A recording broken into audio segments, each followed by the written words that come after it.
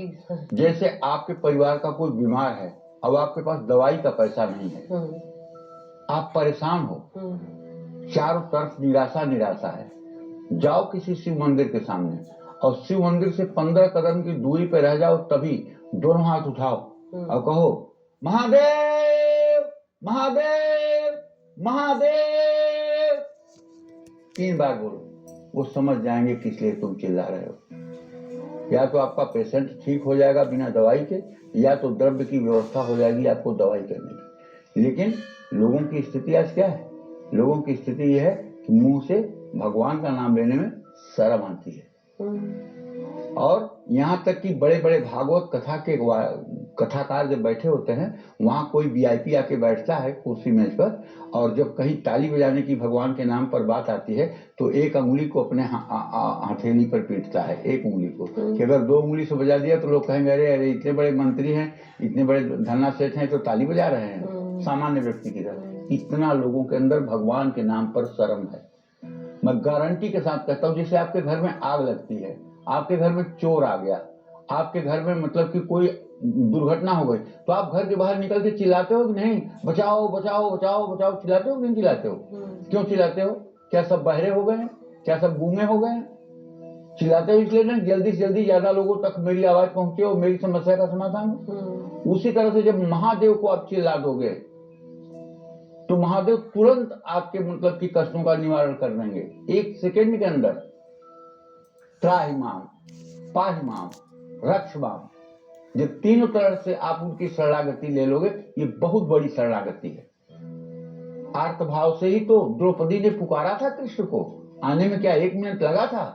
गजराज ने पुकारा था तो क्या नारायण को, भगवान कृष्ण को आने में, ग्राह को मारने में सेकंड भर लगा था?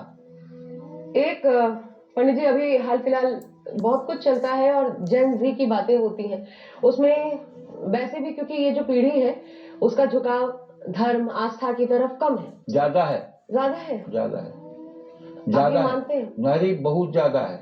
इस समय बहुत ज्यादा है। पूछो कैसे? इस समय केवल एक परम पूजनीय प्रातः स्मरणीय प्रेमानंद जी महाराज हैं, उनके केवल सत्संग के माध्यम से पूरे भारत में रोज कम से कम 10 करोड़ राधा नाम जप हो रहा होगा। रात को 12 बजे भी आप देखें तो उनके दर्शन के लिए 1-2 लाख लोग खड़े होते हैं। और आज आप अगर ध्यान दें तो सबके हाथ में एक काउंटर आपको दिखाई देगा। अगर आप पूछे क्या कर रहे हो तो कहेंगे राधा राधा कर रहा हूं, सीताराम सीताराम कर रहा हूं। कलयुग तो इस समय विदा हो गया है। इस समय चारों तरफ भागवत, रामायण, मानस कथाएं हो रही हैं। मैं उस दिशा में आपको मोड़ना चाहती हूँ जिसमें इसे कैंपेन कह लीजिए, इसे एक ट्रेंड कह लीजिए, पूजा पाठ से कुछ नहीं होता। वो जो आप दिया जलाते हैं, आपको तो मन में जोत जलाने की जरूरत है, ईश्वर को दिया दिखाने की जरूरत है, वो तो सूरज को दिया दिखाने समान है। वो जो आप भोग लगाते हो, क्या उसको भोग की जरूरत है, ये पूछा जाता है। इससे अच्छा किसी गरीब को आप, ये बहुत कोई नास्तिक होगा, ये उसका मत होगा, जिसका नाश जिसके सर पे नाच रहा होगा उसका प्रश्न होगा। जानती हो, भगवान राम को भगवान आप मानती हो? भगवान कृष्ण को अगर आप भगवान मानती हो तो राम जी जहां जहां गए उनके स्वागत में कंदमूल फल क्यों दिए गए?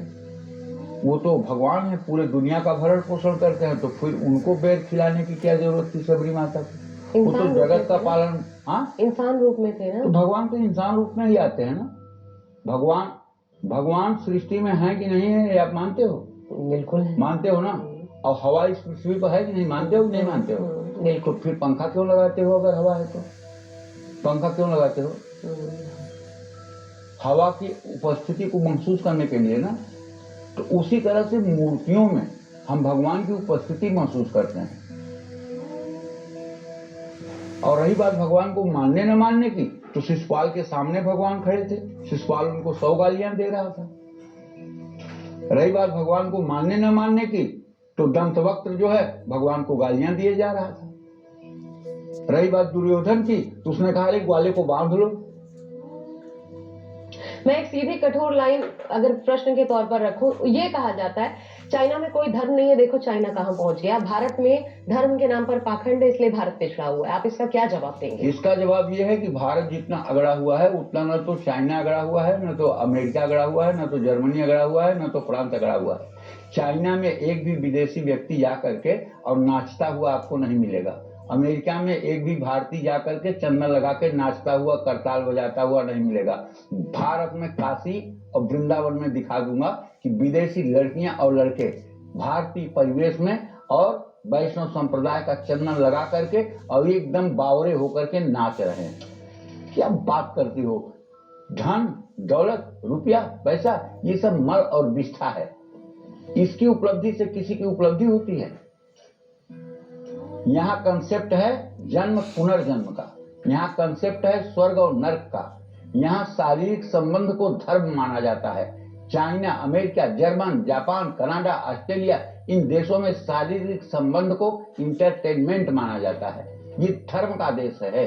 और यहाँ गंगा बहती है, यहाँ जमुना बहती है, यहाँ सरस्वती का प्रवाह है, यहाँ मतलब ज्योतिर्लिंगों में भगवान शिव का आज भी वास देखा जाता है। ये धर्म प्रधान देश है। उन देशों की बात क्यों करती हो जहां धर्म ही नहीं है, जहां धर्म ही नहीं है। और जहां तक सुख की बात कहोगी, सुख तो युवावस्था में वेश्या बहुत करती है, उसके सुख का कोई इम्तिहान नहीं होता, उसकी सारी इच्छाएं पूरी होती हैं, सज धज के पूरी जिंदगी रहती है।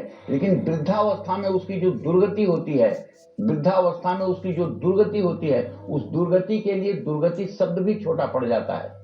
धन वैभव से मूल्यांकन करना। अच्छा, मैं ये इसलिए सारे प्रश्न लेकर आया आज पंडित, क्योंकि जो दोनों चीजों को मानते हैं, जो मॉडर्न भी है, जो धर्म को भी पकड़कर चलना चाहते हैं, वो कंफ्यूज हो जाते हैं जब ऐसी बातों से। इसलिए कुछ नहीं है, कंफ्यूज वो होगा। देखो, आपके मन में अगर नास्तिकता होगी तभी नास्तिकता प्रकट हो सकती है। अगर आपके मन में नास्तिकता है ही नहीं है तो आप लाख कोशिश करो, आप नास्तिक हो नहीं सकते। क्योंकि अगर आस्तिकता ही आपके अंदर है तो नास्तिकता प्रकट कहां से होगी? अगर आपके अंदर क्रोध नहीं है तो क्रोध प्रकट कहां से होगा? क्रोध प्रकट कहां से होगा? क्रोध अगर है आपके अंदर छिपा हुआ तभी क्रोध प्रकट होगा। सही बात है। तो कहने का मतलब यह है कि जिनके अंदर नास्तिकता है, पेरियार ने पूरा रामायण को खारिज कर दिया है। आज स्वामी प्रसाद मौर्य सबसे बड़ा ज्ञानी बना हुआ है और रामचरितमानस पर ही बोल रहा है। राजकुमार भाटी जो चौपाइयां याद करके वो बहुत ज्यादा डिबेट कर रहा है। तो मतलब इन नास्तिकों को कौन समझाएगा? ठीक है, इनकी बातों पे चुप हो जाना बुद्धिमानी। अब विषय पे हम लौट आते हैं। चुप हो जाना ही बुद्धिमानी है। विषय आज का हमारा